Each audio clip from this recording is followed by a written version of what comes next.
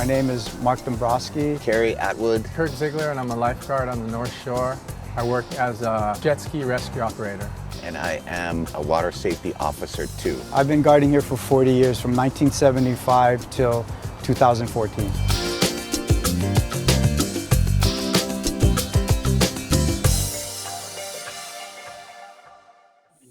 Today we're at Waimea Bay here on the North Shore of Oahu. When you talk about Waimea Bay, you always think of big waves and big wave surfing, but it's also one of the best places to swim in the summertime here. From May until September, October, it's like a lake.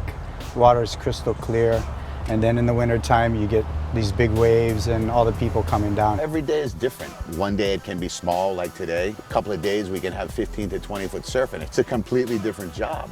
When the waves are big, majority of the guys out there are the best, and I think the dangers lie in the shore break most of the time. Down here is keeping people back away, keeping families away from the shoreline, and always being on top of warning people about the conditions down here. Well, preventive actions, a lot of it just has to do with basic making public address, using our PA system, which has changed the job down here dramatically. Before our PA system, it was a lifeguard on his feet, patrolling up and down the beach with a bullhorn and his fins and tube, and with the thundering surf and the large crowds, it wasn't very effective. It was the best we had, and that's how we did it. But now with the upgrades of the PA system, it's a lot easier as far as addressing the masses, putting out general information, letting the public know that this isn't a child-appropriate beach. So part of our addressing, making public announcements every so many minutes, people can realize, hey, this is not the beach where we need to set up, and we need to find a more child-appropriate beach.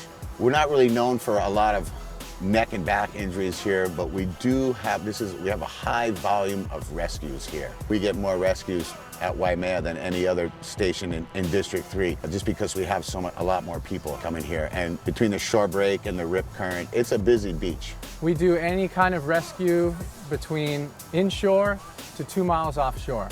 So anything from a boat in distress, swimmers in distress, missing scuba divers, missing divers, kayaks. When I first started working here, there was a core group of guys that surfed out here. There was no jet skis to back you up. A lot of the guys surfed without leashes. And the biggest thing was that guys that went out and surfed out there, if they lost their board, they had the know-how and the ability to swim back in. And they weren't here relying on the lifeguard. When people see the ski in the water, they think, oh good, like I'm safe now, I can paddle out, or oh good, I can go for this giant wave and these guys will rescue me, or oh, I'm tired, I broke my leash. Can you guys give me a ride in? Or oh, I don't want to paddle out there, can we get a ride out? We don't do that, we're only a one ride service, and that is a ride in if you need help. Making rescues out here on a big day, it's a total team effort. If somebody's caught in the rip inside here, the first guy needs to swim out. The next guy needs to jump on a board and get out there. And this all happens in a matter of seconds. With the introduction of the ski over the last 20 years, it's a matter of getting to that person on a big day and taking them outside, where before you used to have to bring them in.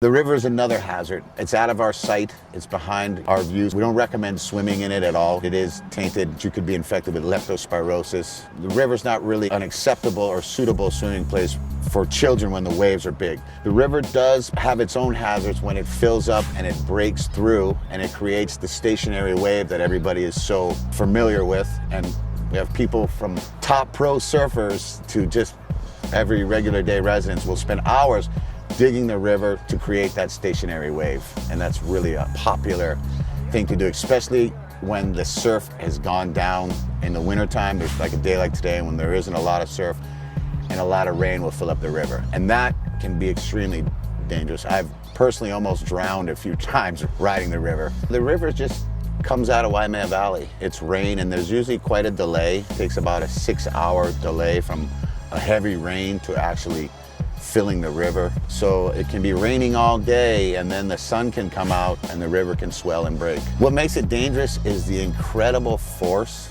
that when it breaks through the sand that comes out, and the colliding with the large shore break. So we have the large shore break coming in and the force of the river rushing out. and you have the salt and the fresh water mixing together. It's real dangerous. Not to mention a lot of debris that can come out of the river as well. Logs and other kind of debris that falls into the river from up in the valley. If you're riding a stationary wave on the river and you get knocked off it by another rider, you're gonna get sucked out into the bay. So as you're getting sucked out into the bay, you can't regain your footing. You get sucked out into deeper water, it's over your head, so you can't get any kind of footing.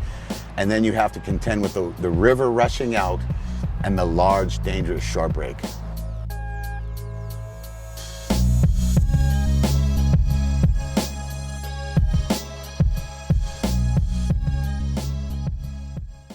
The rock, that's a big summertime hazard.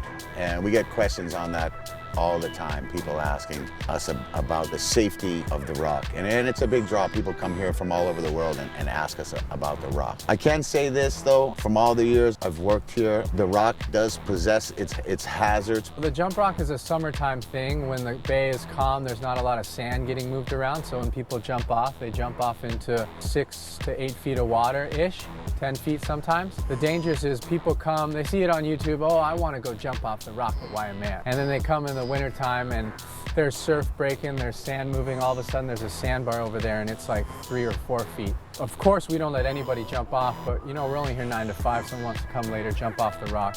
They jump in and break both of their legs. We had a situation this summer where this girl came with her family, she was a little 12-year-old diver. You always check the bottom right when you jump off.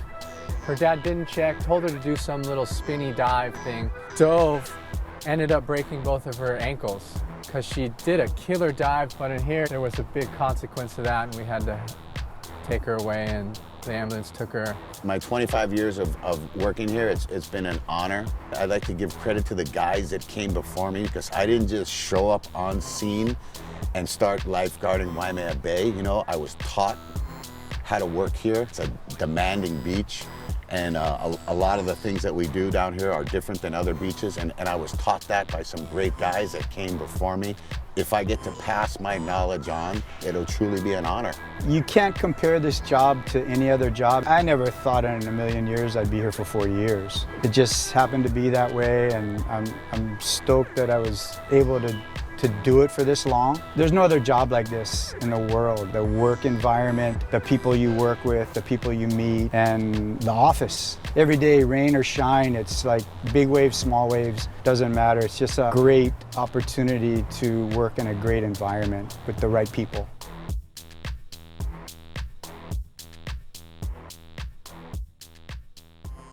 Winter months, which usually we start getting swell September through May, the surf gets very large and very unpredictable, and it can come up within a couple hours.